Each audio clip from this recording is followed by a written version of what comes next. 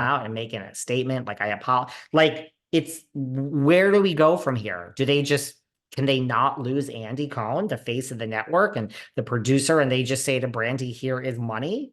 And you sign away an NDA and you need to make a statement. You need to come out, and the lawyers are getting 30% because they're obviously doing this in contingent. And you need to now make a statement like, I apologize. I never felt uncomfortable. This didn't happen. There isn't a video. She'll have to eat crow for $1 million. And you know what I'm saying? Or do we actually investigate Andy? It's not exactly the same as Matt Lauer sitting in an office and being like, I took my dick out, take your shirt off, and I'm locking the door and pressing a button from under the desk. But the mere definition of someone being your boss. I mean, Matt Lauer had a consensual relationship with a producer, and then they went to the Olympics, and she says that then he forcibly had anal sex with her when she didn't want to. I mean, that's like, okay, rape. Hello. I mean, that's like a whole different thing than like Andy Cohen, a joking video of, hey, I'm going to have sex with Jill Zarin. It wasn't Jill Zarin. You want to hear something? What? I see Matt. Let me just explain to you what a disgraced life is like. I see Matt Lauer all the time in the Hamptons, all the time. He is living his, he's at Tudo. He is living his, I don't know what the payout was, but he is living his best life. You think in the Hamptons, when he walks into a restaurant, they say, get out. They're like, your money is you're like a walking billboard for how much money you have. Come on in, get up, David. I don't care if you're done. We're tipping your table over. Get out. We have no tables left, kid. This is where Lauer's sitting. Anything you want, Mr. Lauer, all the girls. I'm single. I want you. That's Matt Lauer's life. You know who I also see in the Hamptons all the time? The other one, the one who's gay. I see him at Almond the black Don guy. Lemon. Don Lemon in the Hamptons with all the time, not like once a season, all summer. Don Lemon, boating, this, that, benefit. Hi, Andy. Hi, Bruce Bozzi. Have you tried to get Matt Lauer as a guest on your show? Oh God. Would you ever interview? I would interview Matt Lauer. Of course. Because a lot of people feel like Matt Lauer was wrongly, and I get it in the sense that I think a lot of people felt like Matt was just a douche, but like he had a consensual relationship with this woman. I mean, he had an affair. I didn't even know that. Yes. I didn't even know that. He had an affair with this producer. And then, this all went down over one night when they were out in like the Sochi Olympics or whatever. And he wouldn't take no, apparently, for an answer. I'm not saying, and again, it's one of those things. It's her word against his, but the network, was not gonna mess with. I mean, that was it. But she before that, she agreed to fuck him. Like, it was no problem. Now, again. And by the way, I'm not saying that this is no. It's and I'm not saying that this is nothing. I'm in between. I'm in between of like, it's difficult. It's difficult. You're right.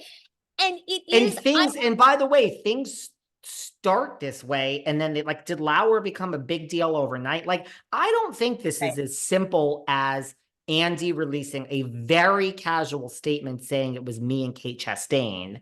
I mean, that's, I think, who the threesome was. He joked about Kate, and again, I don't know if being gay, that's not really, to me, from like an HR corporate point of view, that has nothing to do with it. It's like, as a boss, like, you don't speak this way to an employee. It is a fireable offense in a corporation, and this is NBC. So I'm not like, I'm back and forth. I'm not convinced that this is going away, but I'm also not convinced that this is a big thing. I think Brandi wants money. I do believe the video exists. I think it's a brilliant, brilliant, brilliant move.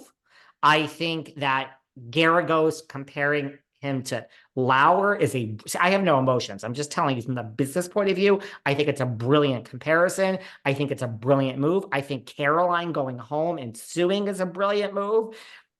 All of this is going to cost money, and then we're going to look at shit ratings for everything except Vanderpump Rules and Beverly Hills. And at some point, I just think at some point, when new heads and networks come, I don't know. I just think, I don't know. I'm not going psycho like this is the end of Andy. I just don't know. I really think this is a developing story, and I really can see it going one of two ways. I No, mean, what do you I think? agree. I don't know. I don't know. Well, I look, this is the part where Bethenny, I do agree with is, and I think it's a good correlation with the Matt Lauer situation because like Andy did not become a star overnight, right? He's been with NBC for what, two plus decades. I mean, it was a long, slow burn. And so, and even when you are initially an executive producer, you're a producer, you know, I'm talking like a decade or so ago, you can party with people and you can get advice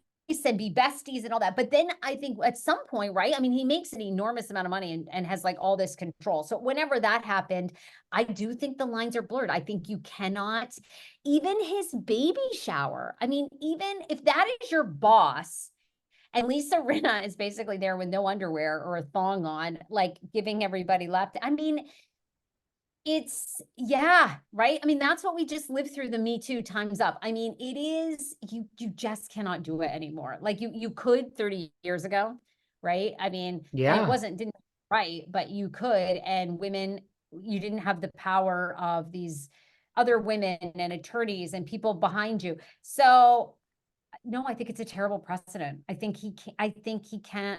Does he survive this? I think it depends on the video, what else comes out.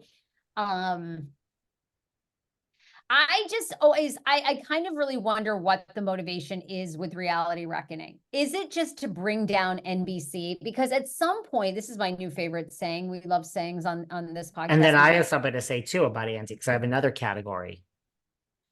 I always think my new favorite saying is the juice worth the squeeze? And at some point, I Ooh. have to imagine with NBC, is the juice worth the Right. squeeze? Or No. are these shows and the people around them so toxic, so litigious? It's kind of like, let's go the way of CBS and just air fucking Survivor for season 1884, 1000. And it's like, Well, who cares listen. about?